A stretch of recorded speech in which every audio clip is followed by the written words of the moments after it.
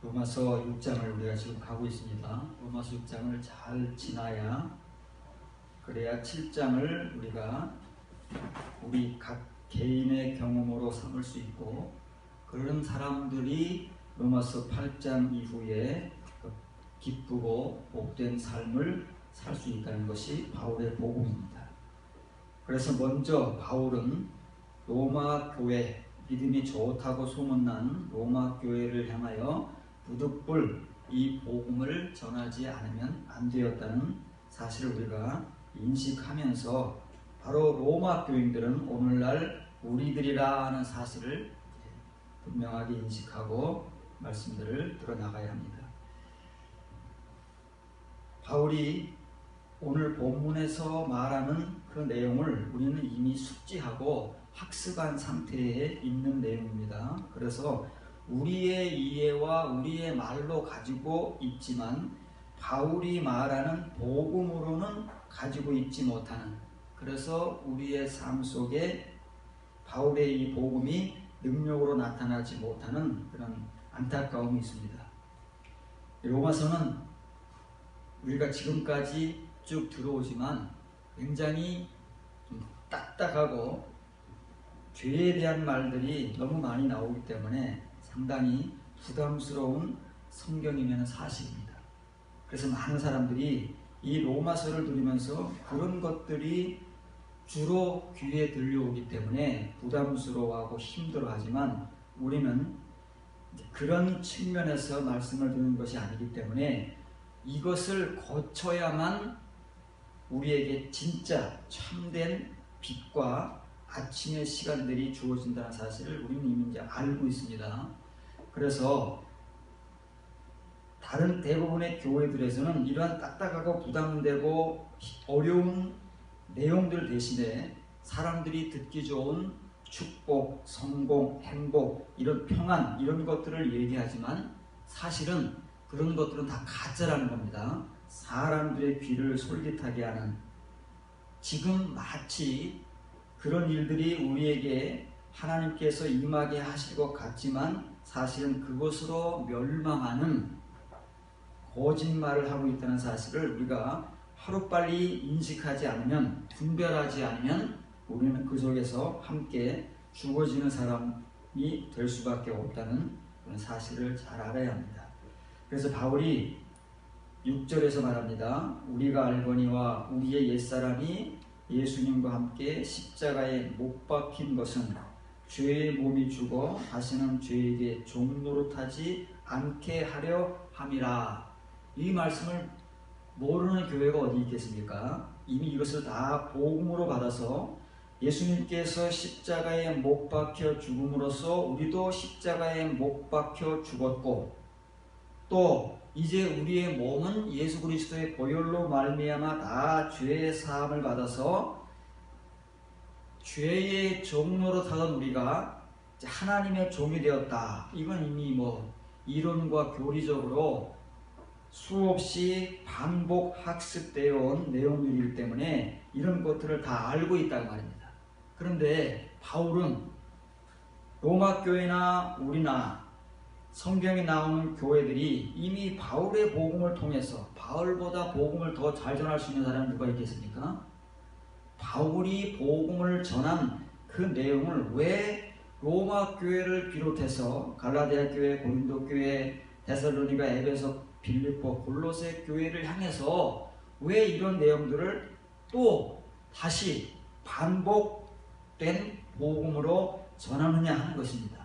만일 바울이 자기가 교회를 세울 때 전하는 그 복음의 내용이라면 그 교회들을 향해서, 신앙생활을 잘하고 있는 교회들을 향해서 또 다른 동일한 내용의 복음을 전할 필요가 없는데, 바울은 그럼에도 불구하고 수년 혹은 10년 이상이 지난 시간에 자기가 세운 교회들과, 자기가 세우지는 않았지만 자기가 세운 교회들과 더불어서 지금 그들의 믿음이 온 세상에 전파되고 있는 로마 교회를 향해서 이 복음을 전하는 거예요.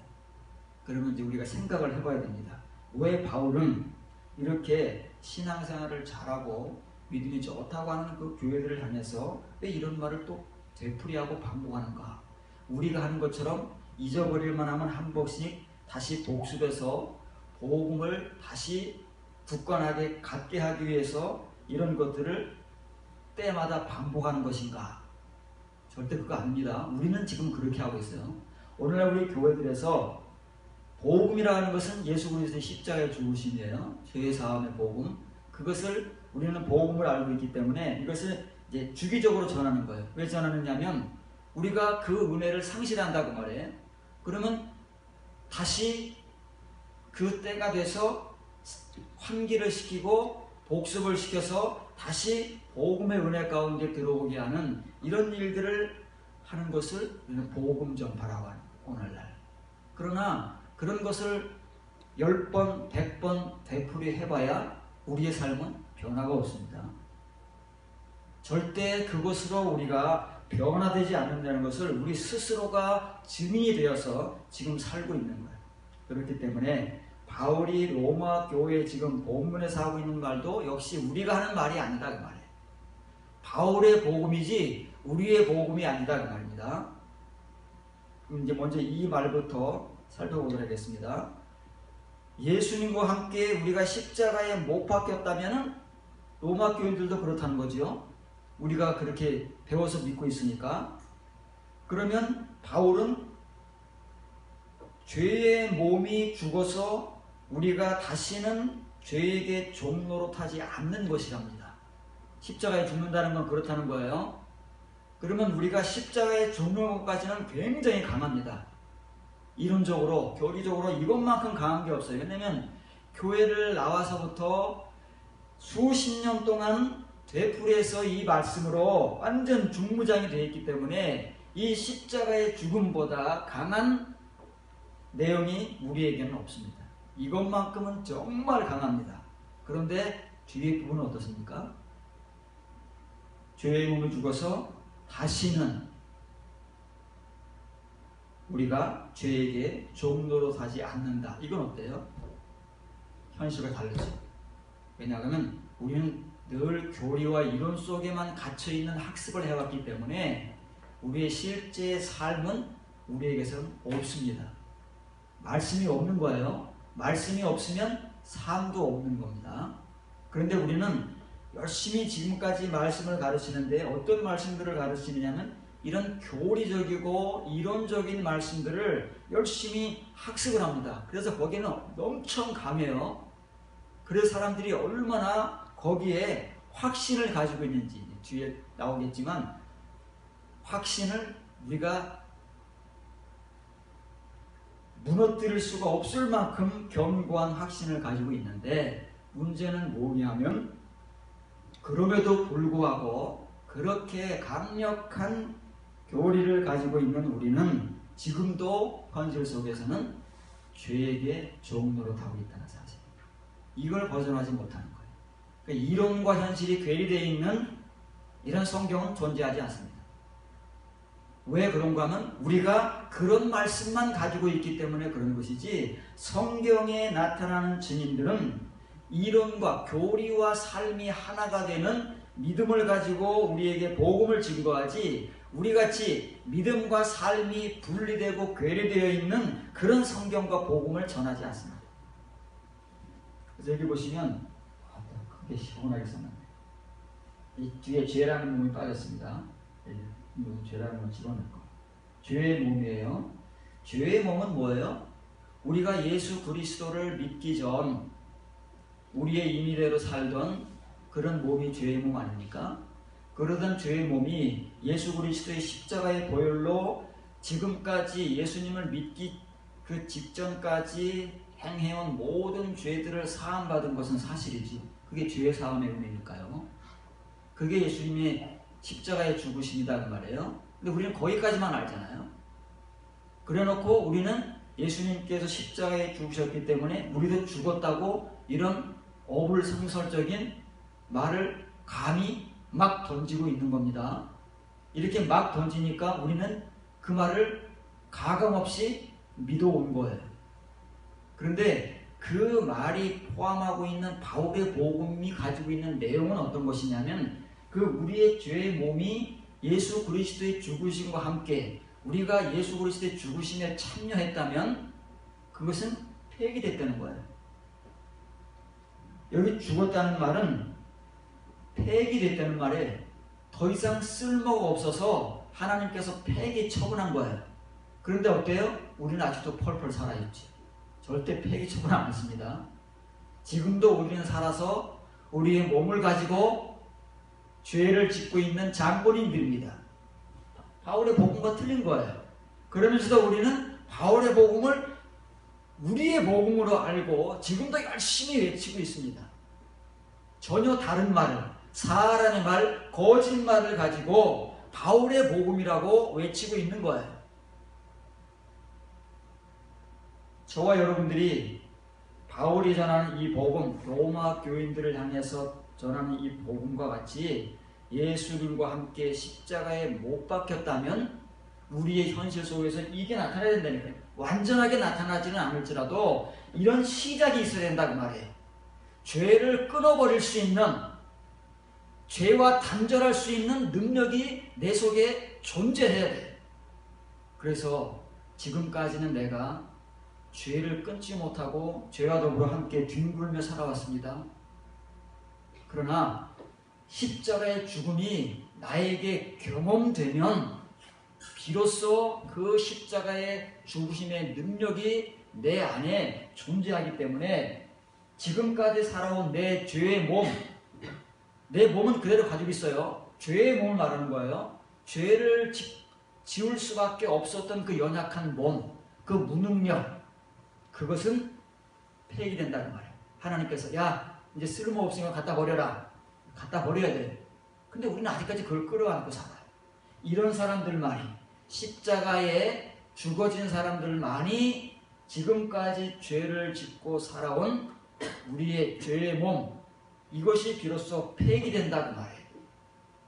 그 전까지는 똑같이 우리도 세상 사람들과 같이 죄를 짓고 살아가고 있는 거예요. 우리가 증인이지 않습니까? 누가 증인이겠어요? 내 자신이 증인인데요.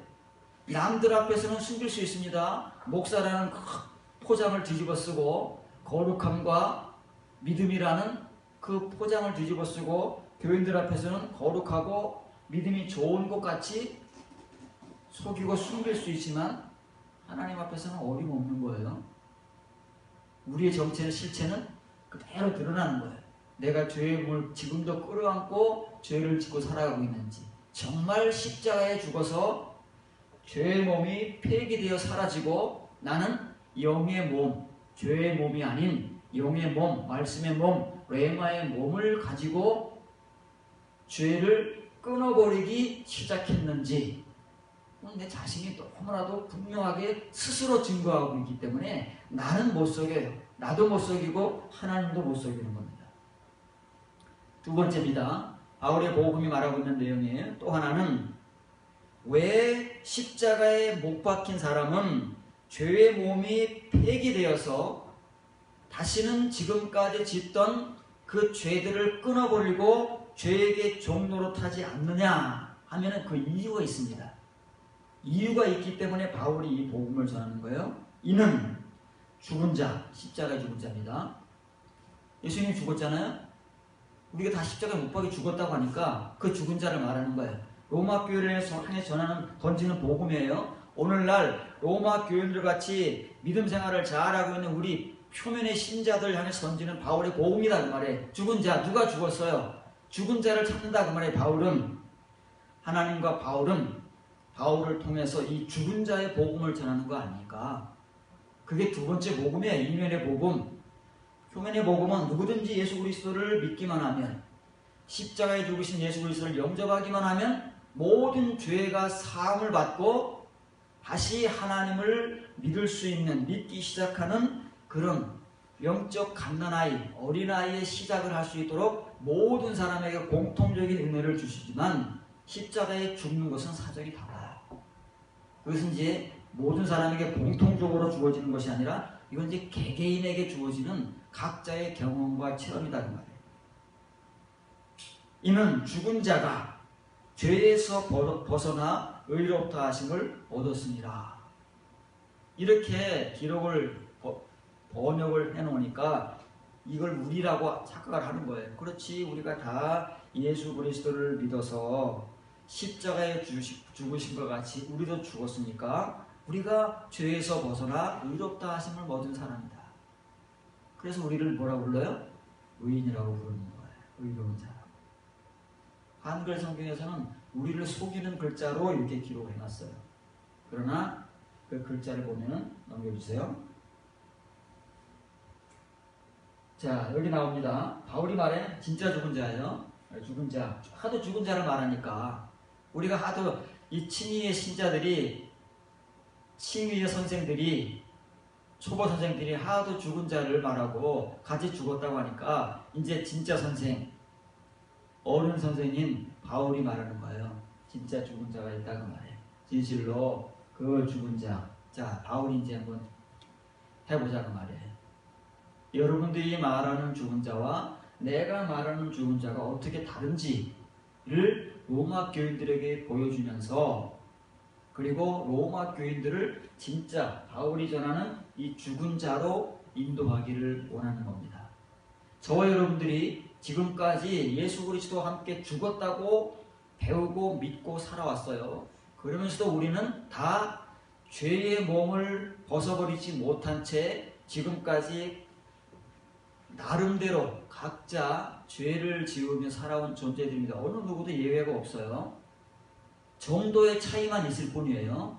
그런 사람들이 바울의 보험을 받고 진실로 죽은 자가 되면 이렇게 죽어지는 경험이, 로마서 7장의 경험이 바울에게 찾아온 것처럼 우리 각 개개인에게 어느 날 찾아오게 된다면, 넘겨주세요. 그러면 이런 일이 일어난다고 말해요. 우리가 알고 있는 의롭다 하심을 얻은 과거의 일이 아니에요. 이건 과거 문제를 바울이 끄집어서 캐캐 묵은 먼지 나는 얘기를 하는 게 아니다 그 말이에요. 30년, 40년 전 그 얘기를 하는 게 아니다 그 말이에요. 바울은 지금의 얘기를 하는 거예요. 현재의 얘기를. 그런데 우리는 이렇게 번역을 해놨기 때문에 캐캐 묵은 과거의 얘기로 알고 그냥 과거 얘기만 하고 있는 거예요. 그러니 과거에 얽매인 그 칭의의 의로움만 받은 우리들에게서 뭐가 나타나겠어요? 칭의의 믿음, 칭의의 은혜만 나타나니까 칭의의 삶만 나타나는 거예요. 그 능력 없는, 교회에서는 다 믿음이 있고 순종하고 봉사하는 것 같은데 밖에 나가서는 아무도 그리스도인의 삶을 살아내지 못하는 그런 무능력한 칭의의 삶만이 존재한다는 거예요. 이건 바울이 과거 얘기를 하는 게 아니에요. 지금 얘기를 하는 거예요. 지금 얘기. 이 빨간 글씨가 붙으면 뭐예요? 여러분들의 이해를 돕기 위해서 제가 맨날 이렇게 수고를 하잖아요. 빨간 글씨, 파란 글씨. 화장실에 가면은 늘 조심하세요. 밤에 요즘 여름에 이제 남양 특집이 이제 거의 끝나가지만 파란 이주 줄까, 빨간 이주 줄까 그러잖아요. 제가 여러분들에게 그걸 보여주는 거예요. 이 빨간 글씨로 쓴 거는요, 과거 얘기가 아니에요. 지금 현재 얘기, 현재. 지금 과거 우리가 예수 그리스도를 영접할 때 의롭다 하심을 받지 않습니까? 그거 사실이잖아요. 그 의롭다 하심을 받은 것이 죄의 몸을 폐기함과 동시에, 이건 동시적인 거예요. 이 의롭다함은 죄의 몸이, 지금까지 죄를 끊어버리지 못하던 우리의 죄의 몸이 폐기되는 거예요. 그 의롭다 하심을 지금 받는 거예요. 지금. 과거에 의롭다 하심을 받았어요. 그때부터 받은 칭의의 의롭다 하심을 이제 바울이 말하는 진짜 진실로 죽은 자가 되어서 지금 의롭다 하심을 받은 현재 완료형의 신자가 있다 그 말이에요. 그 사람들이 바울이 말하는 우리예요. 글자로 읽으면 안 됩니다. 행간을 읽고 이면을 읽어야 돼요. 그 우리가 존재한다 그 말이에요. 이 사람들이 지금, 아니 로마 교인들은 우리가 배운 대로 다 예수님을 믿을 때 의롭다 하심을 받았고 그 의롭다 하심을 받은 그 좋은 믿음이 소문이 나서 온 세상에 전파됐는데 무슨 또 의롭다 하심을 받느냐 그 말이에요. 바울의 말과 우리 말이 틀리기 때문에 그런 거예요. 바울의 복음과 로마서의 복음과 우리가 알고 있는 복음이 다르기 때문에 우리는 우리가 가지고 알고 있는 복음만을 지금까지 열심히 주구장창 반복 되풀이해서 학습하고 있는 것이고, 바울은 이제 칭의의 의롭다 하심을 받은 사람들에게 이제는 적당한 때가 됐기 때문에 이제 그들이 받아야 할 두 번째 의롭다 하심의 복음을 전하는 것이고, 근데 그걸 우리는 분별을 못하는 거죠. 분별이 안 되는 거예요. 못하는 게 아니라 안 되는 거예요. 아무리 눈을 씻고 봐도 이게 무슨 말인지 글자가 보여야죠. 분명 우리는 이 글자를 한글로 읽을 수 있는데 우리는 비문해인이라 독해를 못하는 거예요. 독해를. 글자는 읽을 줄 알아요. 세계에서 한번 소개해드렸지만 요건 빼놨어요. OECD 국가 가운데 우리가 문맹인이 가장 없는 글자를 제일 잘 읽는 나라예요. 글자 읽는 건 세계 최고입니다. OECD 국가 가운데 세계 1위인데 비문해인, 글자를 읽으면서 그 글자를 독해 이해하지 못하는 사람들이 OECD 국가 가운데 제일 많다는 거예요. 이게 얼마나 아이러니합니까? 글자 공부는 열심히 시키는 거예요. 우리가 문자 공부는 열심히 시키는데 그 문자를 해독하고 이해하는, 분별하는 그런 능력은 학습을 못 시키기 때문에 문맹인들은 가장 없는 문명 국가예요. 그런데 비문맹인들이 그렇게 많다. 교회 안에도 마찬가지예요. 이 문자 학습은 정말 철저하게 잘 돼서 이 문자들을 읽는 사람들은, 잘 읽는 사람들은 너무나 많은데 그 문자를 올바로 해독하고 분별하는 사람들은 적다는 말이에요. 그러면 어떻게 의롭다 하심을 받았느냐? 바울이 말하는 의롭다 하심이 우리의 의롭다 하심과 다른 이유가 있어요. 이 의롭다 하심도 다르지만 그 내용이 다르다는 거예요. 우리의 의롭다 하심은 뭐예요? 죄의 사함을 받은 거예요. 죄의 사함을 받은 의롭다 하심이잖아요. 그 외에 뭐가 있습니까? 우리가 뭐 죄를 끊어버리고 정말 의롭게 살고 있습니까? 그건 아니잖아요. 솔직하게 얘기하면 그냥 죄의 사함을 받은 그 의롭다 하심이에요. 그런데 지금 바울이 로마서 교회에 말하고자 하는 것은 진짜 죽은 사람들은 그 죄의 몸이 이제는 폐기돼서 더 이상 쓸 수가 없어요. 그렇게 살 수가 없다 그 말이에요. 하나님께서 이렇게 살도록 놔두시를 않는다 그 말이에요. 그런 사람들을 제외하고는. 그런데 이 사람들은, 진짜 죽은 사람들은, 그래서 영어 성경에도 has been freed, 현재 완료로 직역을 하는 거예요. 이게 문법 자체가 현재 완료니까 과거 얘기하는 게 아니에요. 현재 얘기를 하는 거다 그 말이에요. 그런데 이렇게 된 사람들은 도대체 그러면 우리가 의롭다함 받은 것과 바울이 말하는 의롭다함 받은 것이 뭐가 다르다는 얘기냐?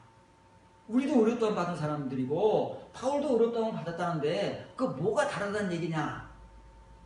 이게 다르다는 거예요. 이 글자가 다르다는 거예요.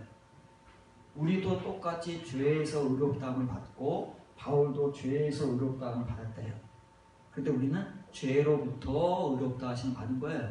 죄의 사함, 우리가 지금까지 지어온 죄들로부터. 그런데 바울이 말하는 것은 우리가 지금까지도 짓고 살고 있는 그 죄에서 앞으로는 분리된 상태입니다. 우리가 신약 성경에서 이런 것들을 잘 봐야 돼요. 이런 것들을 볼 줄 알아야 성경을 제대로 읽는 거예요. 왜냐면 말하는 사람의 입장에서 우리가 성경을 봐야지 우리 입장에서 백날 봐야 소용이 없는 거예요.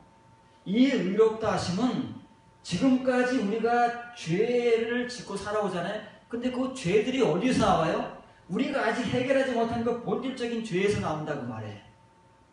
우리 인간이 죽을 때까지도 끊어버리지 못하고 가지고 있는 그 죄의 본질, 그거는 예수님을 믿어도 하나님을 믿어도 해결이 안 되잖아요. 우리에게서. 그래서 우리가 뭐라고 겨우 핑계를 대요? 우리도 인간이기 때문에 하나님을 믿지만 아무리 믿음이 좋아도 죄는 지을 수 있다. 이렇게 말하는 거예요. 그 누구 말이에요? 사람의 말, 미혹의 말이다. 성경의 말이 절대 아니에요. 성경의 말은 뭐예요?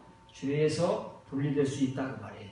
죄의 몸을 폐기시킬 수가 있다. 더 이상 죄의 몸을 끌어안고 살지 않을 수도 있다. 그 말이에요. 누가요? 진짜 죽은 사람. 예수님과 같이 진짜 죽은 사람은 그렇게 지금 살고 있다는 거예요. 그래서 로마 교인들도 그렇게 살자라고 복음을 전하는 것이지, 지금 우리가 전하는 복음을 전하는 게 아니에요. 이게 지금 시작입니다. 이거 설명하는데 지금 시간이 굉장히 많이 갔어요. 왜냐면 이걸 이해하지 못하면 다음 진도는 못 나가는 거예요. 이게 그만큼 어려운 거예요. 우리가 지금까지 수없이 대풀에서 들었지만 이게 듣는다고 해서 이해가 팍팍 되면 얼마나 좋겠습니까?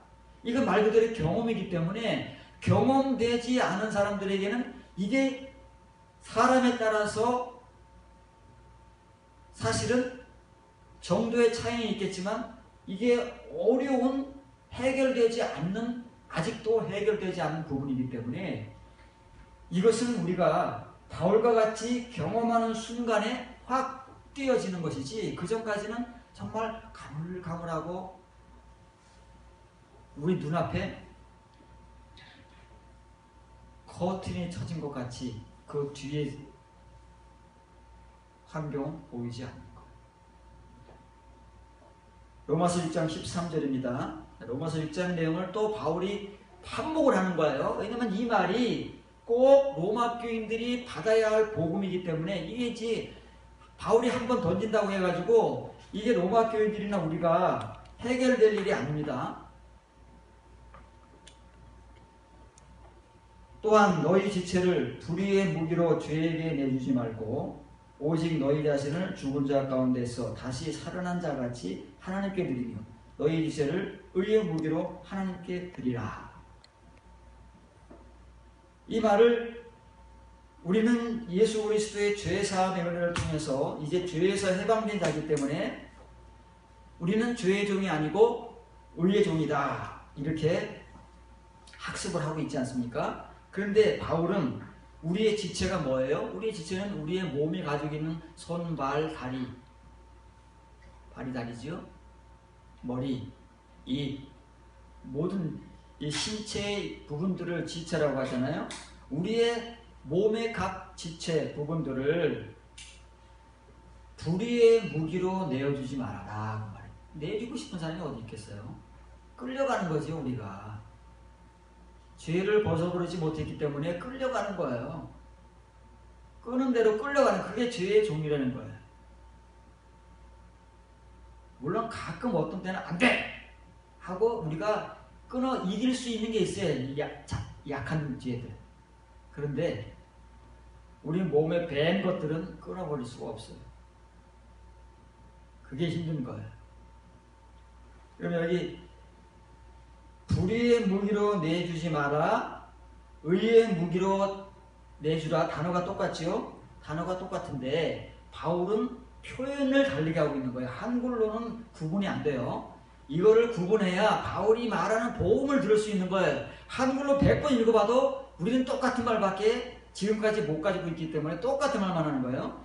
자, 바울이 로마 교인들을 향해서 너희의 지체, 너희의 몸을 죄의 무기, 불의의 무기로 내주지 말아라, 드리지 말아라, 그 말이에요. 하나님께이기 때문에 드리라는 말을 쓰는 거고, 죄이기 때문에 내주지 말라는 한글적 표현만 다른 거예요. 똑같은 단어예요. 그런데 여기 파라이스템이라는 말이에요. 내주다는 말은 파라라는 전치사와 이스템이라는 동사가 복합된 단어다, 그 말이에요. 복합어예요. 그럼 내준다, 드린다 하는 말은 가서 곁에 서는 거예요. 죄의 곁에 서는 것이고 하나님 곁에 서는 거예요. 하나님을 믿는 사람들이 하나님 곁에 서고 싶지 죄의 곁에 서고 싶은 사람이 어디 있겠어요? 그러지 않습니까? 그런데 우리의 실제는 어때요?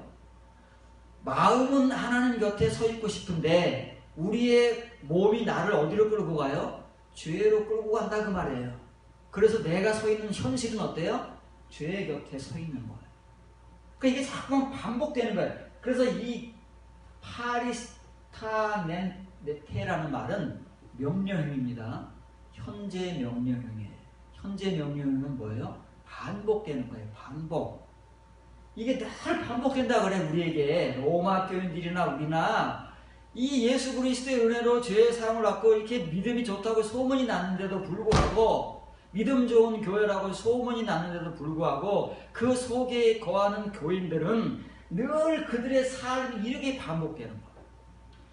죄를 끌어버리지 못하고 죄의 몸을 끌어안고 그 죄에서 분리되지 못한 채 계속해서 죄에게 끌려가서 죄의 종노릇을 하고 있더라는 말이에요. 이게 반복되고 있어요. 바로 지금 이걸 지적하는 거예요. 로마 교인들이 현실이고 우리의 현실이다 그 말이에요. 이렇게 로마 교회의 현실과 우리의 현실이 어떻게 바뀌어져야 되느냐면, 이제는 이렇게 불의의 무기로 죄에게 늘 곁에 가서 서 있어서 죄의 종노릇하던 우리가 오직 너희 자신을, 로마 교인들이죠, 오늘날 하나님 믿는 우리들이죠, 죽은 자 가운데서 다시 살아난 자 같이, 예수님이에요, 십자가에 죽으셨다가 다시 살아나셨다고 로마 교인들도 말하고 우리도 말하잖아요. 그게 부활의 신앙 아닙니까? 그렇다고 말하면 그 예수님과 같이 너희 자신을, 너희 몸을이에요, 너의 몸의 지체를 하나님께 드리는데 어떻게 드리느냐면 의의 무기로 드려라 그 말이에요. 의의 무기, 죄의 무기와 의의 무기가 나오는 거예요. 그럼 여기 드리라는 말을 보세요. 똑같은 드리라는 말이에요. 곁에 서라 그 말이에요. 그런데 로마 교인들이나 우리는 예수님을 믿고 은혜를 받고 지금 신앙생활을 잘하고 믿음이 좋다고 딴에는 소문이 나는데도 불구하고 우리의 삶의 현실의 모습은 자꾸 죄에 끌려가는 이 삶의 반복이다 그 말이에요. 어제도 오늘도 내일도 변함이 없을 거예요. 왜 그러냐 그 말이에요. 우리 마음은 그렇지 않은데 마음으로까지도 그런 사람은 아주 그냥 화인 맞은 사람이에요. 그래도 조금 이게 순진하고 양심이 있는 사람들은요, 마음은 안 그렇다고 말해요. 좀 믿어보려고 애쓰는 사람들은 마음만큼은 하나님 곁에 서서 하나님의 성도로 이렇게 살고 싶어요. 그런데 어때요? 실제와 현실은, 생각은 그런데 내 몸은 거기가 있다고 말해요. 이게 우리의 변함없는 현실이다. 그런 사람들에게 바울은 의의 무기로 드려라, 드려라는 말을 보세요. 이 드려라는 과거 명령이에요. 바울이 미쳤습니까? 같은 말을 하면서도 여기서는 현재 명령을 하고 바로 그 다음에는 과거 명령. 바울이 뭐 말주변이 그렇게 없는 사람이에요? 자기가 말하고자 하는 내용을 분명하게 하기 위해서 바울같이 박식한 사람이 제자 중에 누가 있습니까? 복음을 전하는 사람 중에. 분명한 표현을 하는 거예요. 과거 명령은 뭐라고요? 이례적인 거예요. 반복되는 게 아니라 이례적인 거예요. 하나님 앞에 정말 예수 그리스도와 같이 죽었다가 살아나는 경험을 한 자, 이걸 한 번 하는 거예요. 맨날 죄 짓고 와서 회개하고 용서받고 그런 죽었다 살았다 죽었다 살았다 그런 걸 반복하는 게 아니고, 정말 우리의 죄의 몸이 폐기되고 죄에서 분리되어서 죄의 종으로 살지 않고 의의 무기로 하나님 곁에서 실제와 현실의 삶을 살아가기 위해서는 한 번만 하나님께 곁에 설 수 있는 그 순간이 우리에게 경험으로 다가온다 그 말이에요. 그러면 그때부터는 다시는 이런 일을 되풀이하지 않아요. 되풀이하고 있다면 뭔가 잘못된 거예요. 여기에 있다는 거예요. 여기에 있는 게 아니고, 말로는 하나님을 믿고 하나님을 섬기고 하나님께 드리고 온갖 미사오그를 사용한다 할지라도 여기 있다 그 말이에요. 여기 있는 게 아니고, 그래서 우리는 글자도 제대로 못 읽고 있는 거예요.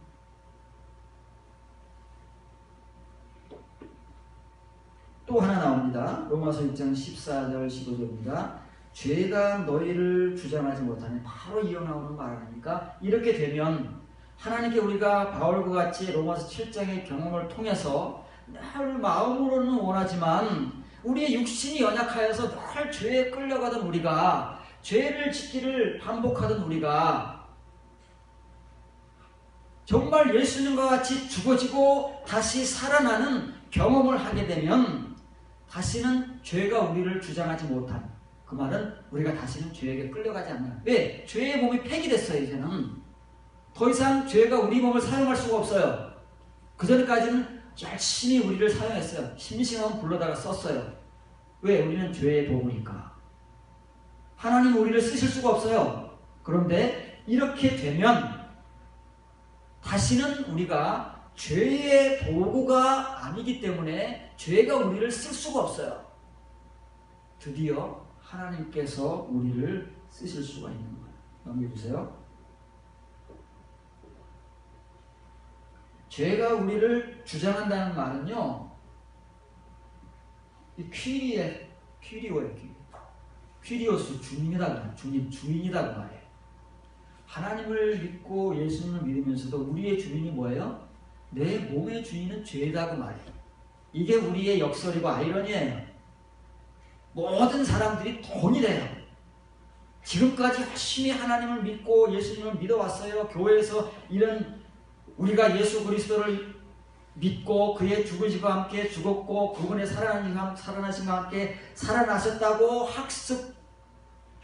학습되어온 사람들, 그래서 우리는 의롭다함을 받은 사람들이라고 수없이 아주 그냥 강력한 견고함으로 학습되어 왔지만 우리의 삶은 뭐예요? 죄의 삶이다 그 말이에요. 그런데 바울이 로마 교회에 전하는 복음과 같이 정말 우리가 죽은 자가 되면, 교리적으로가 아니라 실제적으로 죽은 자가 되면 다시는 죄가 우리를 지배하는 거예요. 주인 노릇을 하는 거예요. 주인 노릇. 하나님이 우리의 주인 노릇을 하셔야지 죄가 우리의 주인 노릇을 해서 되겠습니까? 그런데 우리는 지금 그렇다. 그러면서도 열심히 하나님을 잘 믿고 있다고 착각을 하는 거예요. 그런데 바울이 전한 이 복음을 통해서 정말 이런 경험자가 되고 하나님의 참된 은혜가 그 사람에게 입혀지게 되면 이제 죄는 더 이상 우리의 주인이 아니에요. 우리를 마음대로 쓸 수가 없어요. 우리 스스로가 거부를 하기 때문에 이제 우리에게 그런 능력이 생기는 거예요. 죄를 끊어버리고 더 이상 죄를 용납할 수 없는 그런 강력한 성경적 능력, 말씀의 능력이 생기기 때문에 바울의 이 복음의 실제와 현실이 바울을 비롯한 이 복음을 경험한 사람들에게서 지금 나타나고 있다 그 말이에요. 이는 너희가 법 아래 있지 아니하고 은혜 아래 있습니다. 은혜 좋아하지 않습니까? 우리가 다 이걸 지금 율법적인 복음을 받아가지고 우리는 죄가 우리를 더 이상 주장하지 못한다. 왜 그러냐? 우리는 이제는 더 이상 율법 아래 있는 것이 아니라 예수 그리스도의 은혜 아래 있다. 이렇게 뭘로 말해요? 교리로. 바울이 지금 그걸 꼬집는 거예요. 바울도 그 복음을 전했잖아요. 초기의 복음이 그 복음이다 그 말이에요. 바울이 전한 복음이 그 복음이에요. 근데 그 복음을 열심히 들은 사람들이 지금 이 주장을 하고 있다 그 말이에요. 바울이 하는 말을 지금 로마 학교인들도 하고 우리도 지금 하고 있어요. 은혜 아래 있어. 우리는 더 이상 율법 아래 있는 게 아니라 은혜 아래 있다. 그래서 뭐냐 그 말이에요. 여러분 프린트 들어보세요. 여기 화면이 나타나지만 티운. 그래서 뭐 어쨌다고? 그래서 그 말이 무슨 말이냐 그 말이에요. 그 말을 알고 하는 말이냐 그 말이에요. 그 말의 의미를 알지도 못하면서 이 글자만 문자만 덜커덕 받아가지고 우리는 이제 율법 아래에 있지 않냐고 은혜 아래에 있다 이렇게 말하고 가르치고 이런 교리로 강력한 성을 구축하고 있다는 말이에요. 근데 그게 뭐였다고? 그 말을 제대로 알고나 하는 말이냐 그 말이에요. 우리가 법 아래 있지 아니하고 은혜 아래 있으니 지금 우리가 한 말이잖아요. 로마 교회들도 똑같이 했다는 거예요. 죄를 짓겠느냐? 그러면서 죄를 짓는다고 말해요. 율법 아래 있지 않고 은혜 아래 있다 그러면서 현실은 뭐라고요? 죄를 짓는다고 말해요. 그럴 수밖에 없다고 말해요. 우리는 진리의 은혜자들은 그럴 수밖에 없대. 그러나 바울은 그럴 수 없는 거예요. 그럴 수 없는 일은 뭐라고요? 그런 일이 일어나는 그런 일이 일어나지 않기를 바란다. 앞으로 지금까지는 그랬을지라도 이거는 기원문이라고 그랬죠? 기원문? 그런 일이 일어나지 않게 어느 누구에게서라도 그러나 바울의 이 기원과는 달리 모든 칭의의 은혜자들에게서는 바울이 기원하지 않는, 우리는 율법 아래 있지 아니하고 은혜 아래 있는 자들이라고 말하는 우리에게서 죄를 짓고 사는 그런 현실이 존재하는 그런 말뿐인 은혜자들이다. 이거 어떡하겠어요? 자, 그럼 이제 이 내용들을, 이게 내용이 이게 이론적이면 어려운 거예요. 더군다나 여기에 이제 가까이 온 사람들은 그래도 들을 수 있는데, 좀 거리가 먼 사람들은 좀 듣기가 어려워요. 그렇기 때문에 이걸 이제 실례를 들어야 돼. 실례를 들으면 좀 이해가 좀 더 쉬울 수 있어요. 그래서 여러분들에게 이제 실례를 들어주도록 하겠습니다. 누가복음 18장 9절 10절입니다. 지금 우리가 뭘 배웠냐면, 처음에 로마서 1장 6절 7절에서 의롭다 하심을 받았느니라 라는 말을 우리가 복음으로 가지고 있잖아요. 우리만 복음으로 가지고 있는 게 아니에요. 예수님 당시에 바리새인들도 그 복음을 가지고 있었어요. 의롭다 하심을 받았다고 하는. 그럼 바리새인들은 예수님을 믿기 전에는 그런 소리 하면 큰일 나요. 그건 무식한 사람이에요. 또 자기를 의롭다고 믿고 다른 사람을 멸시하는 자들에게 이 비유, 예수님께서 비유를 드시는 거예요. 근데 비유는 들어도 알아들어요? 못 알아들어요? 못 알아들어요.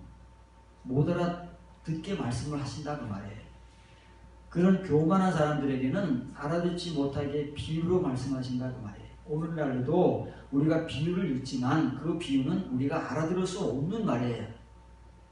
문자적으로도 어렵지만 그 이면의 말은 더 어렵기 때문에 예수님께서 괜히 비유로 말씀을 하시고 기록하신 것이 아니고, 바로 이런 사람들은 들어도 깨닫지 못하고 봐도 읽지 못하게 하시기 위해서 비유로 말씀하시고 비유로 기록해 놓으신 거예요. 자, 한 비유를 드시는 거예요. 이게 우리의 실제예요. 우리 이제 교회 안에 존재하는 우리들의 모습이에요. 두 사람을 예수님께서 비유로 드시는 거예요. 이거 비유예요. 여러분들이 이해한다고 오해하면 안 됩니다. 기도하기 위해서 성전에 올라가는 거예요.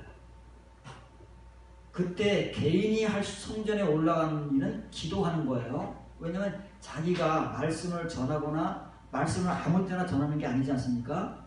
안식일에만 하니까 아무 때나 갈 수가 없고 말씀을 들을 수 없잖아요. 그러니까 기도한다 그러는 거예요. 그래서 이사야서에 내 집은 만민이 기도하는 집이라고 그러시는 거예요. 그냥 하나님 믿는 사람들이 아무 때나 기도하러 올 수 있는 것이 하나님의 집 교회니까. 여러분들이 아무 때나 교회에 오면 설교 못 듣잖아요. 그래서 기도하러 간다 그러는 거예요. 기도하러 갔어요. 근데 한 사람은 바리새인이고 한 사람은 세리예요. 아주 극단적인 비유를 드신 거예요. 중간층은 없어요. 사실은. 왜 예수님께서 이 비유를 드시는지 우리가 이유를 알아야 돼요. 중간층이 있으면 좋잖아요. 저 여러분들 같이 극단적인 사람이 아니고 중간층을 예를 들었는데, 바리새인과 세리, 극단적인 두 사람을 예를 든 거예요. 왜냐하면 예수님의 비유가 그 의미를 담고 있는데 우리는 그걸 모르기 때문에 지금 바리새인과 세리를 너무 우습게 취급하고, 세리가 이렇게 됐다더라 이렇게 선포하고 마는 거예요. 이걸 보세요. 그 바리새인, 지금 예수님께서 말씀하시는 대상이 사실은 바리새인들이에요. 왜 바리새인들이냐면 자기를 의롭다고 믿고 있는데 어떻게 믿고 있느냐면은 이렇게 믿고 있는 거야. 이렇게 빨간 빛이 나오면 뭐라고요? 현재 완료. 지금까지도 그들이 처음 하나님을 믿기 시작해서 지금까지도 이렇게 믿고 있는 사람. 우리같이 얼마나 이 의롭다 하심의 그 교리로 무장되어 있는지 너무 견고해서 깨지지가 않을 게, 예수님께서 아무리 복음을 전하시고 해도 깨지지가 않아서 비유로 전하시는 거예요. 에라 이거 먹고 떨어져라.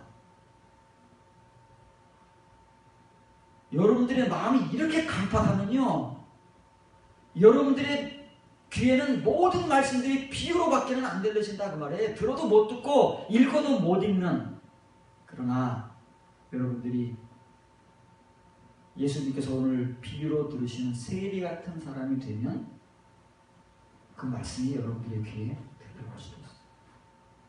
이런 사람들은 절대 못 듣습니다. 깨지지가 않아요. 얼마나 단단하고 돌같이 굳어졌는지 말씀드렸잖아요. 우리가 얼마나 예수님을 믿기 시작해서도 수십 년 동안 이런 학습과 교리에 중무장되고 단단해졌는데 요즘 뭐 웬만한 복음 전한다고 그래가지고 뭐 듣겠습니까? 그래서 다 쳐내는 거예요. 의롭게 됐는데 뭘 또 의롭게 된다고 저러느냐? 그따위 말을 하고 있느냐? 왜 이단적인 말을 하냐? 이렇게 사람들이 다 똑같은 말을 하는 거예요. 시대는 변해도 사람의 본성은 바뀌지가 않습니다. 하나님을 믿느냐 예수를 믿느냐 그건 아무런 문제가 안 돼요. 본성은 안 바뀐다. 자, 이런 사람들이에요. 또 이제 이 파트를 나눕니다. 누가복음 18장 11절 12절입니다. 바리새인을 먼저 말합니다. 예수님께서 바리새인은 따로 떨어졌어요. 세리와 같이 있지 않아요. 바리새인들, 그 당시 바리새인들은. 세리는 완전히 매국노 취급하고 아주 그냥 타락의 끝에 서 있는 종자들이라고 바리새인들이 여기고, 자기들은 거룩한 자들이에요. 의롭다 하심을 받고 하나님의 말씀을 필사하고 가르치는 서기관, 율법사, 제사장 이런 사람들이기 때문에 서기 세리들하고 상종도 안 하잖아요. 그러니까 성전에 가서도 같이 있질 않아요. 이렇게 교만한 사람들이에요. 그 기도의 내용을 보세요. 하나님이시여, 나는 다른 사람들, 어떤 사람들이요? 토색, 착취하는 사람들이에요. 착취. 오늘날 우리 사회에서 그렇게도 빈번하게 일어나고 있는 착취. 정규직을 고용하면 월급을 많이 줘야 되니까 정부가 법적으로 허용한 그 비정규직을 악용해서 오늘날 얼마나 많은 비정규직을 양산하고 있습니까? 착취입니다. 착취. 노동력 착취. 그런데 심지어는 하나님을 잘 믿는다고 하는 사람들도 이걸 그대로 따라하고 있어요. 더 잔인하게 하고 있어요.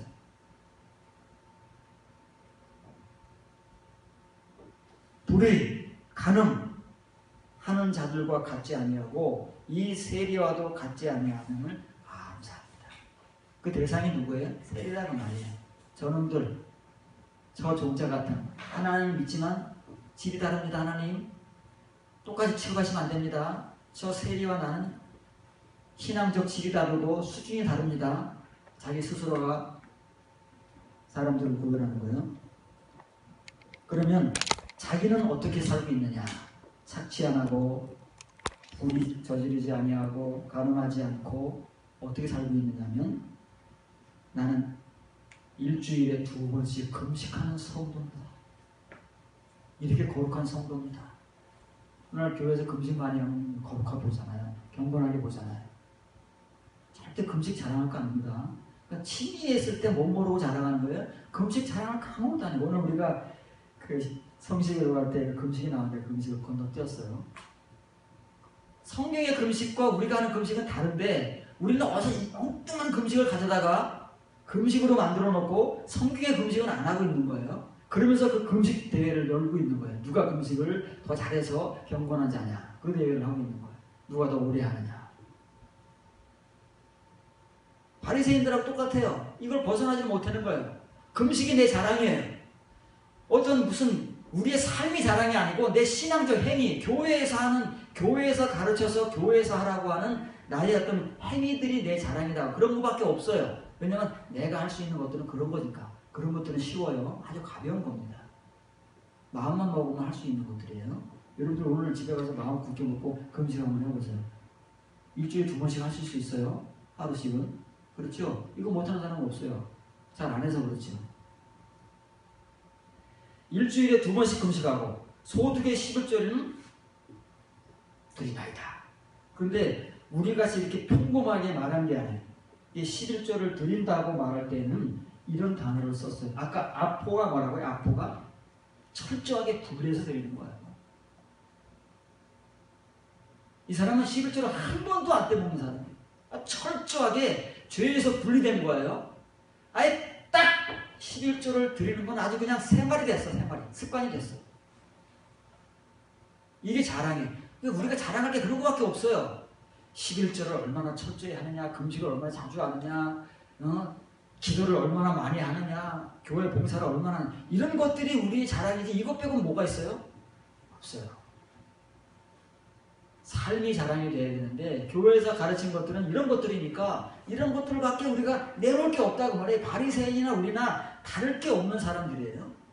그러면서 밖에 나가서는 뭐예요? 밖에 나가서는 자기가 하지 않는다고 하는 토색, 착취, 불의, 간음을 다 하는 사람들이 이건 영적으로 말하는 거잖아요. 실제적 영적인 것을 다 포함하고 있는 거예요. 자, 이렇게 예수님께서 두 사람의 실례를 들었어요. 이제 예수님이 하신 말씀을 여러분들에게 소개하기 전에 11조에 대해서 다시 한번 반복을 하겠습니다. 여러분 11조가 도대체 오늘날 여러분들에게 이제 11조에 대해서 구분은 시켜줬지만 지금도 이제 우리는 그 이면의 11조 연보를 배우는 사람인데 지금 우리는 어떻게 할 것이냐를 알아야 되지 않겠습니까? 과거에는 이렇다 할지라도 지금은 그러면 어떻게 할 것이냐? 지금 우리가 오해하는 것이 뭐냐면 이제 우리가 거듭남의 복음을 듣고 이런 은혜를 갖게 되면 우리에게 생겨나는 그 위험한 한 가지 일이 뭐냐면 지금까지 행해오던 칭의의 일들은 다 무시해버리는 걸로 이게 오해하는 데 문제가 있는 거예요. 절대 그러면 안 돼요. 거기에 걸려 넘어지면요 이 믿음까지도 상실하는 것이고 어쩌면 이 믿음이 잘못되어 있기 때문에 그럴 수도 있어요. 이 믿음의 근간이 잘못되어 있으면 예수님의 말씀대로 따라가지 않고 내가 아는 지식을 따라가 버리는 이런 실수를 범한다 그 말이에요. 그건 큰 실수예요. 화이스를 찜져 외식하는 서기관들과 바리새인들이 너희가 박하와 회양과 근처에 11조는 드려요. 이게 어떻게 되냐면 여러분 프린트 보세요. 지금 바리새인이 고백한 대로 예수님이 그대로 말씀하세요. 왜냐면 바리새인들이 이건 아주 철저하게 하니까 이건 아주 목숨 걸고 하는 거예요. 아포디도미예요. 아포디도미. 이건 아주 딱 이미 분리를 해놓고 생활하는 거예요. 우리 친히 믿으면서 이거 얼마나 좋은 믿음입니까? 대단한 믿음이죠. 11조 때 먹은 사람들이 경험해서 11조를 안 드렸더니 살다 보니까 11조 안 드리는 것만큼 더 손해를 봐서 제가 11조를 열심히 그런 걸 간직합시고 막 하잖아. 그때는 내가 은혜 받고 아멘하고 막 그냥 나도 11조 안 떼 먹어야지 뭐 이런지 막. 그런데 예수님께서는 이렇게 철저하게 11조를 하는 바리새인들을 향하여 그런 것들은 아주 가벼운 거다. 칭의자들이 하는 일이다. 그거는. 그 신앙행위 니네가 굉장히 대단한 것 같지, 굉장히 잘한 것 같지, 일주일에 2번씩 금식하고 11조를 철저하게 드리고 하나하나 구분해가지고 그런데 그것보다 더 무거운 율법 말씀이 있다. 그것은 뭐냐면 공의와 긍휼과 믿음이다. 심판, 공이라고 번역된 그 단어는 크리시스입니다. 심판과 긍휼과 믿음이다. 심판과 긍휼이 지금 같이 나오는 거예요. 심판과 긍휼. 이게 지금 극단적인 두 단어인데 같은 말씀 속에 나란히 나오는 거예요. 그럼 심판과 긍휼이 왜 같이 나오냐면 이 긍휼이라는 말, 구약성경 여러분이 소개해드렸죠. 미시파트라는 말은 공의와 심판이 같이 있죠. 같이 있다 그 말이에요. 하나님께서 그 말씀하실 때는 공의를 행하지 않으면 심판이다 그 말이에요. 그런 의미 때문에 이 말씀을 공의라고 해석하는데 신약 성경에는 공의와 심판이 따로 분리되어 사용합니다. 그럼 이 바리새인들이 이 사람들이 11조를 철저하게 하고 일주일에 2번씩 금식하면 그보다 좋은 믿음이 어디 있어요? 우리 친이의 우리 속에서, 공간 속에서, 우리 교회 안에서 이런 신앙생활 하는 사람 보고 믿음이 나쁘다고 그런 사람이 어디 있겠으며, 이 정도의 믿음 있는 사람들이 교회에서 존경받고 경건하다고 인정받지 않는 사람이 어디 있겠습니까? 그런데 그런 바리새인을 향해서 예수님께서 믿음을 버렸다는 거예요. 저버렸다는 건 버렸다는 거예요. 공의도 버렸대요. 심판, 하나님께 받아야 할 심판, 공의 심판을 버렸대요. 긍휼도 버렸대요. 어디 갖다 버렸대요. 이거 버린 거예요. 없어요, 그 사람들에게. 이게 없어요. 아니, 그럼 도대체 이 사람들의 믿음은 어떤 믿음이냐고 말이에요. 이 사람들이 그렇게 철저하게 확고하게 가지고 있는 믿음, 그렇기 때문에 일주일에 2번씩 빠짐없이 주기적으로 금식하고 이렇게 철저하게 드리는 11조의 그 믿음은 도대체 어떤 믿음이길래 예수님은 믿음을 버렸다고 합니다. 그러니까 우리가 생각하는 믿음, 우리가 말하는 믿음과 성경에서 말하는 믿음이 다를 때 우리는 그 구분을 못한다는 거예요. 같을 때가 있고 다를 때가 있는데 같을 때는 문제가 없어요. 다를 때는 우리가 구분을 못한다고. 그러면 바리새인이 되는 거예요. 똑같아요. 우리가 다를 게 없어요. 오늘날 여러분들의 자랑이 뭡니까? 교회 열심히 나오는 겁니까? 주일 예배 추석하는 겁니까? 11조 열심히 드리는 겁니까? 기도생활 열심히 하는 겁니까? 교회 봉사 열심히 하는 겁니까? 그 외에 또 다른 게 뭐가 있습니까? 생각을 해보시고, 그리고 우리 스스로를 이 말씀 비추어 봐니까 굉장히 지금 우리에게는 말이죠, 핵폭탄 같은 말씀이에요. 이거 하나님 앞에 가서 들으면 안 돼요. 늘 강조하지만 지금 들어야 돼요. 바리새인들이 지금 던지시는 핵폭탄으로 던지시는데 이 무지한 자들은 오늘날 우리 강박한 무들과 같이 이 말씀을 그냥 이단 옆차를 쳐내고 있다는 거예요. 쌍칼을 휘둘리면서 막 박살을 내고 있다는 말이에요. 들어야 사는데 자기들은 살아있는 자라고 확고하게 믿으면서 이 복음을 쳐내고 있으니 이 사람들이 어떻게 되겠어요? 이 두 가지가 다 하나님께로부터 나온 거잖아요. 칭의의 은혜도 하나님께로부터 나오는 것이, 이면의 은혜도 하나님께 나오는 것이. 지금 바리새인들이 말하는 것은 칭의의 은혜, 오늘 우리가 가지고 있는 칭의의 은혜. 그러나 예수님께서 바리새인에게 던지는 핵폭탄과 같은 이 비유의 말씀은 이면의 은혜다 그 말이에요. 그들이 가진 믿음이 아닌 이면의 믿음, 공의와 긍휼. 우리가 긍휼에 대해서 배웠잖아요.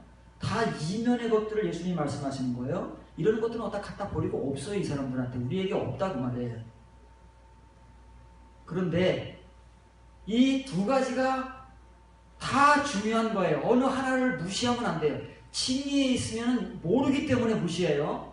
그런데 거듭난 자리에 들어오면 알기 때문에 무시하는 거예요. 아, 이거는 거듭났으니까 저거는 정말 아무것도 아닌 거야. 저거는. 이렇게 하면 안 된다 그 말이에요. 다 하나님께로 나온 것이 둘이 하나가 되는 거예요. 온전한 게 되는 거예요. 로고스와 레마가 합해질 때 온전한 게 되는 거예요. 그래서 요한계시록에 가면은 예수님께 세상에 뭐로 오셨어요? 로고스로 오신 거예요. 로고스로 오셔서 그 속에 뭘 품고 오셨어요? 레마를 품고 오신 거예요. 그랬더니 요한복음 19장에 하나님의 성도들도 예수님과 같이 로고스가 된다고 그러잖아요. 칭의자가 된다는 말씀이 아니에요. 그 예수님과 같이 로고스 안에 레마를 품는다 그 말이에요. 온전히 둘 다를 온전하게 갖는 사람을 홀로고스라고 하는 거예요. 예수님은 큰 로고스, 홀로고스, 우리는 작은 홀로고스. 예수님은 큰 크리스토스, 우리는 작은 크리스토스. 예수님 된다 그 말이에요. 그러니까 예수님께서 하시는 거예요. 그러나 이 또 듣고 우리가 오해할까봐 이것도 행하고 저것도 버리면 안 된다. 둘 중에 버릴 거 없다 그 말이에요. 이걸 모르니까 받아치지 말아라. 이걸 알았다고 해서 이건 아무것도 아니네, 그거 버리지 말아라 그 말이에요. 우리가 뭔가 하나님의 말씀을 잘못 깨달을 때에는 그럴 수 있다 그 말이에요. 내가 거듭난 사람이기 때문에 난 자유로운 영혼이야. 그래서 이런 것들을 무시할 수가 있다 그 말이에요. 해도 되고 안 해도 되고. 그건 성경을 예수님의 말씀을 잘못 이해하고 성경을 잘못 깨닫게 되면 그렇게 될 수 있다 그 말이에요. 그래서 바울은 이렇게 로마서의 복음을 통해서 거듭난 은혜에 들어온 사람들은 율법을 온전케 한다고 하잖아요. 또 온전하게 하는 거, 그거 로고스가 되는 거예요. 그래서 바울이 빌립보 성에 복음을 전하러 갈 때 만일 바울은 그 당시에 다 거듭난 사람이고 이제 하나님 앞에서 지금의 복음을 전할 만반의 준비가 갖춰진 사람 아닙니까? 10여 년간의 개인적인 그 연단을 통해서 그렇다면 이 바울도 아이고 혼자 있는데 한 주 안 지키를 뭐 안 지켜서 뭐 주일 안 지켜서 뭐 큰일 나겠어? 집에서 하면 되잖아. 혼자 있으니까. 근데 여러분 성경을 보시면 바울은 기도할 곳을 찾아서 밖으로 나갑니다. 자유로운 영혼이 아니라서요? 기도하는 데가 어디라고요? 성전, 회당을 찾아가는 거예요, 바울도. 왜? 예수님의 이 말씀이 11조에만 해당되는 것이 아니고 표면과 이면에 해당되는 것이기 때문에 이면의 은혜를 받은 사람은 표면의 은혜만 알고 지킬 때는 그것이 그렇게 그것만이 전부인 줄 알고 반쪽으로 지켰지만 이면의 은혜를 알고 지킬 때는 둘이 하나가 된다는 의미를 알고 지키기 때문에 더 본질적인 은혜를 가지고 지키기 때문에 예수님께서 하시는 말씀이에요. 제사가 폐기됐잖아요. 근데 그 의미는 살아있지 않습니까? 지금까지도. 그런 거 똑같은 거예요. 형식을 하나님께서 완전히 파괴시키면은 모르지만 그것이 존재하는 한 표면과 이면은 하나님 앞에서 둘이 온전한 하나가 되는 거예요. 자, 다시 돌아와서 이제 세리를 살펴보겠습니다. 예수님께서 세리를 말씀하시는 거예요. 자, 세리라는 사람을 보여주게 비유입니다. 멀리 서서 감히 눈을 들어 하늘을 쳐다보지도 못하고 다만 가슴을 치며 이르되 하나님이 불쌍히 여기셔서 나는 죄인으로소이다. 이렇게 했대요. 이 사람은 특별히 막 죄만 짓고 살아서 그렇겠습니까? 하는 짓이 죄라서 나는 얼마나 죄를 많이 지면 교회 와서 가슴을 치면서 주여 나는 죄인입니다. 이렇게 얘기했어요. 그래서 우리는 이 세리라는 사람을 비유의 말씀도 잘 이해하지 못하면서 그냥 막 애용을 하는 거예요. 세리같이 겸손해야 된다고. 바리새인같이 교만하면 안 된다고. 우리가 여기서 끄집어낼 수 있는 교훈은 교만과 겸손밖에 없는. 자, 세리가 한 말을 보세요. 세리가 한 말은 이 말을 한 거예요. 이 말을. 이렇게 해 주시옵소서 말이에요. 불쌍히 여기소서라는 말은 속죄를 받게 하소서 말이에요. 속죄. 우리가 하는 회개가 아닙니다. 일주일 동안 죄 짓다가 교회 와가지고 생각나면 하나님 내가 이렇게 죄를 졌습니다. 용서하여 눈물 콧물 흘리면서 가슴 치면서 회개하는 그런 회개 아니에요. 하나님께 이 단어를 세리가 예수님이 비유로 사용하신 세리가 진짜 세리가 아니니까 예수님께서 비유로 사용하실 때는 바울이 로마 교인들에게 사용한 과거 명령형을 사용한 거예요. 그러면 이 속죄는 언제예요? 단 한 번. 하나님 앞에서 바울이 전하는 복음에 주어진 자가 되게 해주소서라는 거예요. 이거를 위해서 가슴을 치는 거예요. 세리는 성전에 올 때마다. 바리새인은 이걸 모르니까 하나님이여 나는 일주일에 2번씩 금식하고 11절을 철저하게 하는 거룩한 성도입니다. 이렇게 기도하는 것이고. 여러분들이 말씀드렸죠? 우리의 믿음에 따라서 우리의 입에서 기도가 나오는 거예요. 예수님께서 그래서 기도를 비유로 두신 거예요. 기도가 곧 우리의 믿음이고 영이고 우리가 가진 말씀이다. 그러면 이 속죄라는 말은 신구약 성경에 속죄, 구속, 속량 다 동의어거든요. 이런 단어들이 많이 나오는 한글말이 구속, 속죄, 속량 많이 나오잖아요. 한글로는 뭐 그냥 서로 막 그냥 짬뽕을 시켜가지고 무지만 수백 번이 나오지만 이 단어는 신약성경에 딱 2번 나오는 단어입니다. 예수님께서 진짜 세리가 사용한 단어가 아니에요. 예수님께서 비유에 한번 사용하신 말씀이고 히브리서 기자가 예수님의 속죄와 비교해서 복음을 전할 때 딱 한 번 사용된 말이에요. 이게 비유의 말이라고 말해요. 그걸 소개해 주겠습니다. 히브리서 2장 17절 18절 보시면 그러므로 그가 예수께서 범사에 형제들과 같이 되심이 마땅하도다. 이는 하나님의 일에 자비하고 신실한 대제사장이 되어 백성의 죄를, 여기도 속량이라고 그러거든요. 똑같은 단어예요. 이거는 백성의 죄를 속죄되게 하시기 위하여 대제사장이 된 거예요. 근데 속죄는 어떤 거예요? 속죄는 두 번이죠, 두 번. 한 번은 칭의의 속죄, 또 한 번은 예수님께서 비유로 들고 있는 이 세리의 속죄. 세리가 속죄받았다면 왜 속죄해달라고 기도하겠어요? 우리 같이 뭐 회개하는 겁니까? 우리가 회개할 때 속죄하여 주시옵소서, 구속하여 주시옵소서, 속량하여 주시옵소서 이런 기도합니까? 죄를 용서해달라고 하는 거죠. 속죄라는 것은요, 우리의 인생에서 딱 두 번 받는 거예요. 두 번. 칭의의 속죄가 있고 이면의 속죄, 거듭남의 속죄가 있는 것. 이 세리가 성전에서 가슴을 치며 예수님의 비유를 통해서 예수님이 하시는 말씀은 두 번째 받는 속죄를 위해서 가슴을 치며 기도하는 것. 그런 사람들만이 자기가 죄인인 것을 알아요. 다른 사람들은 죄를 지면서도 입으로는 죄인이라고 고백하지만 그 죄인된 자기가 어떻게 돼야 되는지조차도 모르고 그냥 교회에서 죄인이라고 하니까 죄인이라고 고백만 하는 거예요.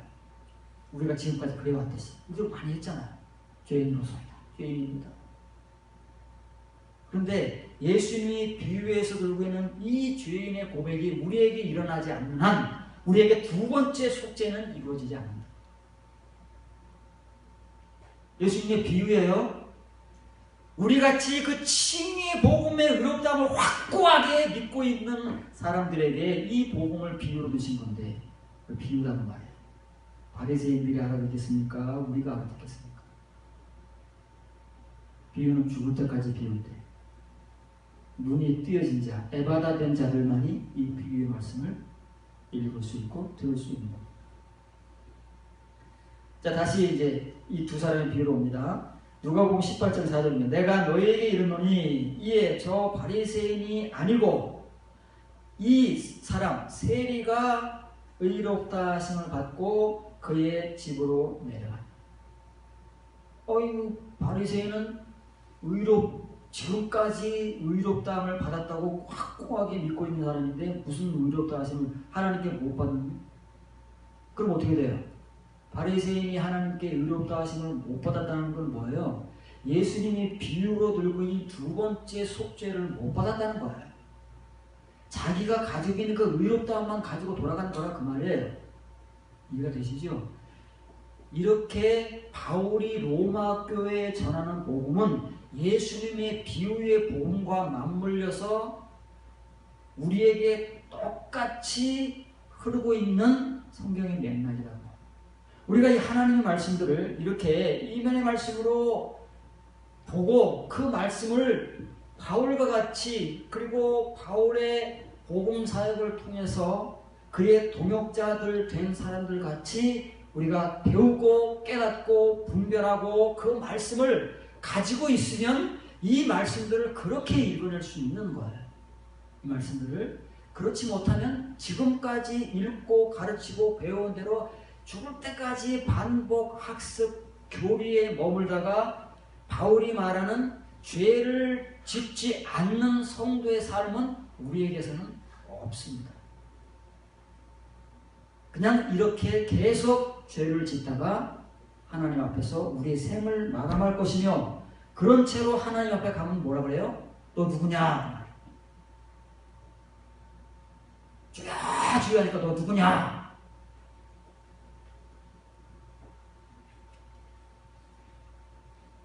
우리의 삶 속에서 이제 이 바울의 복음이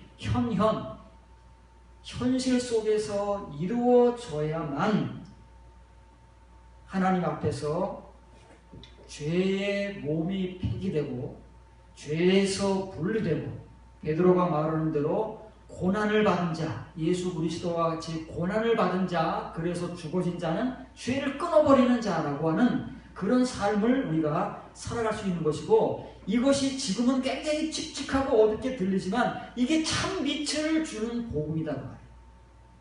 지금은 우리가 어둠 가운데 있기 때문에 어둠 속에서 이 복음을 더 깊은 어둠으로 들어가면서 복음을 들어야 이 우리의 어둠이 깊어지면 깊어질수록 새벽에 가까운, 영영이 가까운. 그렇기 때문에 예수님도 바울도 사도들도 그 교인들을 향해서 이 아픈 그 성도들이 들으면 근심과 고통 속에 처할 수밖에 없는 복음들을 반복해서 전하는 것입니다. 여러분들이 이 은혜를 따라서 잘 한 걸음씩 한 걸음씩 발걸음을 내딛기를 바랍니다.